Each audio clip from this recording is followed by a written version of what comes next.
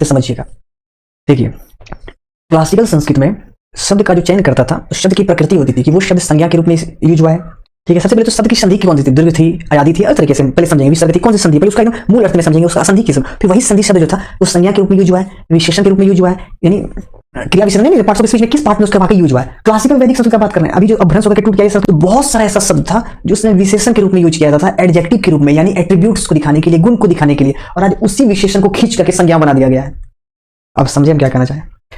जितनी भी वैदिक शब्द थे, वैदिक शब्द में जिन शब्दों को आप एब्स्ट्रैक्ट फॉर्म में यूज करते हैं वो वाकई एब्स्ट्रैक्ट फॉर्म में ही थी, जिसको आज नॉन एब्स्ट्रैक्ट में यूज करना शुरू कर दिए। जैसे एग्जांपल दे रहे हैं आपको, वेदों का एग्जांपल, जो क्लासिकल जो संस्कृत उसमें, जैसे आप सबसे बड़ा एग्जांपल शिव, आपको पता है शिव का यूज किया जाता था। जो क्लासिकल संस्कृत था उसमें शिव जो है विशेषण के रूप में यूज होता था, विशेषण याद रखिएगा, संज्ञा के रूप में शिव का यूज नहीं किया जाता था, विशेषण के रूप में किया जाता था, जो एडजेक्टिव था, और जो कि इसका वाकई मूल अर्थ होता है सेम, एट्रीब्यूट्स जो दिखा रहा है वैसे एक ईश्वर का एक एट्रीब्यूट्स, यानी उस एक ईश्वर के गुण को दिखाता था, उसी एक ईश्वर का गुण है शिव। तो शिव को कहा जाता है जो परम कल्याणकारी और शांत हो, शिव यानी परम कल्याणकारी और शांत, जो कि विशेषता बताता था। किसकी विशेषता, उस एक ईश्वर की विशेषता। लेकिन आज हम उसी विशेषण को संज्ञा बना दिया, यानी उसी एक ईश्वर से की जो विशेषता को एक अलग ईश्वर ही बना दिया। नहीं, अब शिव नाम के एक ईश्वर ही है, सिंपल सेपरेट ईश्वर, सेम आते हैं अगला, समझ गए। आज जो पता है इनका यूज जो है, जो कैलाशवाती डीटी है, deity residing on mount Kailash, उनमें इनका यूज किया जाता है। लेकिन एक्चुअली जो वो शिव थे वो उस एक परमेश्वर यानी परमेश्वर की जो एक सिफत थी, यानी एट्रीब्यूट्स थे, यानी गुणों को बताते थे। ठीक है, विशेषण में इसका यूज किया जाता था, और इसका यूज हम लोग संज्ञा में करते हैं, याद रखना है।